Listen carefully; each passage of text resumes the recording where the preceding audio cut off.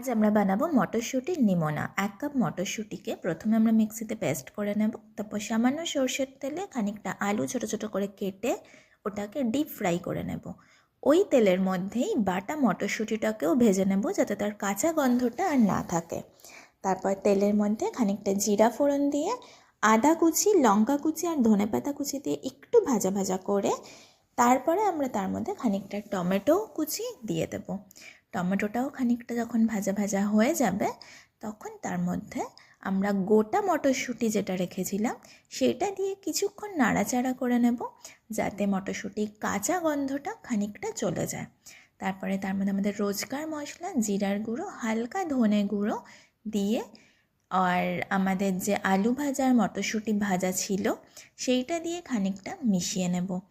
খানিকটা মিশিয়ে নেওয়ার পর কিছুটা পরিমাণ জল দিয়ে নাড়াচাড়া করে নিলেই তৈরি আমাদের মটরের নিমোনা।